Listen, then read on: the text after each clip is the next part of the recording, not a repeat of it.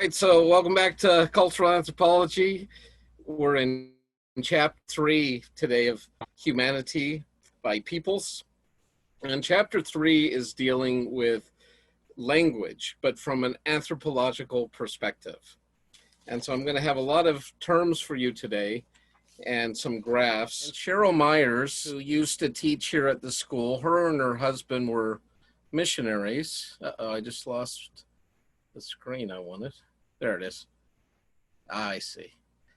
And she, before she left the school, she made this little worksheet for me, which I found super helpful. And a lot of the terms we're going to have in this chapter are going to be here in this worksheet. So universal grammar.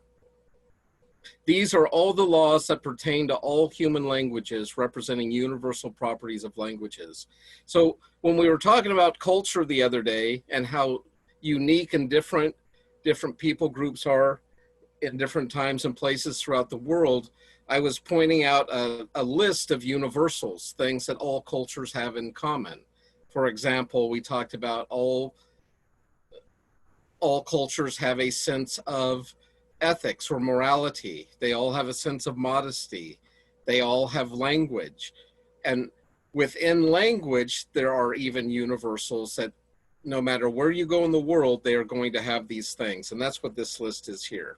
So wherever humans exist, language exists. Language is our interface with the world. It's how we connect and convert actual things, physical objects, even abstract things like ideas into symbolic language. There are no primitive languages. All are equally complex, all are equally capable of expressing any concept. And I find this super interesting idea because lots of times you'll have people disparage not even just other languages, but even other dialects within the language. For example, when I was in college, I had a professor from Edinburgh, Scotland, and she had this really strong native Scottish brogue when she spoke. But she did her graduate work in Oxford, and in Oxford, they teach the Queen's English, or what I would call BBC English. So if you ever listen to the BBC, it's like this super proper, super enunciated type of English. That is not the kind of English we speak here in America. For in America, the standard is called American Standard English. And that's what I'm asking you to write your term papers on, your projects. That's how we converse in the class. Even though a lot of you may come from different parts of the country, many of our students come from a Hispanic background, which is going to have very different dialects. We'll have like a mixture, like Spanglish, right? Where we're so used to going back and forth between Spanish and English that we have hybrid words that work in both languages here on the border. I remember a few years back, people were putting down this idea of ebonics and how that shouldn't be taught in the classroom and things like that. But what our textbook and what these linguists are telling us is all of these are equally valid, equally complex.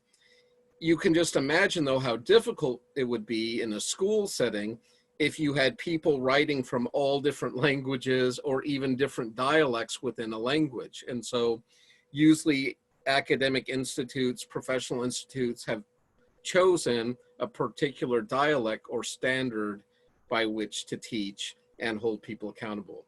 So not to disparage other dialects or languages, but at least for our school and our academic purposes, we're using American Standard English. Thirdly, all languages change through time. If you ever took a Shakespeare class, you really need a lexicon, and a lexicon is like a list of all the words in the language, and it tells you their meanings. Well, a lot of Shakespeare's words meant one thing in the 1600s, and they mean something completely different today. For example, I don't know why I have this example in my head, but he uses the phrase, "get thee to a nunnery."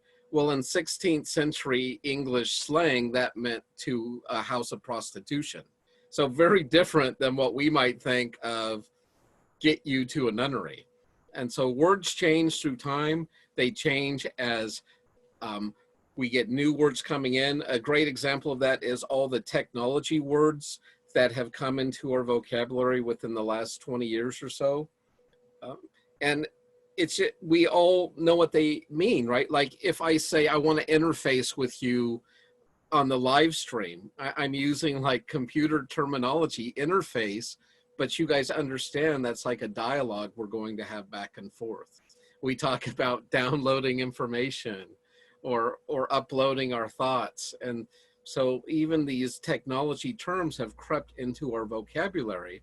And this is what the philo-linguist, these anthropological linguists are going to look at, because when you look at a group's language, it's going to give you clues about the culture itself. Like, what is their level of technology?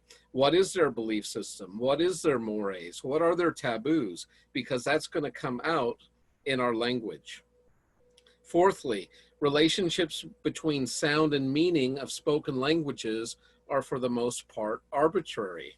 And I used the example of tree in the last class. In English, we arbitrarily chose those sounds, the T sound, the R sound, the E sounds, to identify what we mean by a tall plant growing usually with branches, fruits, and nuts, etc.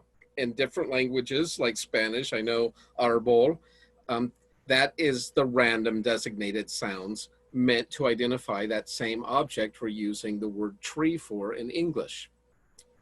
Fifthly, all human languages utilize a finite set of discrete sounds which combine to form meaningful elements or words.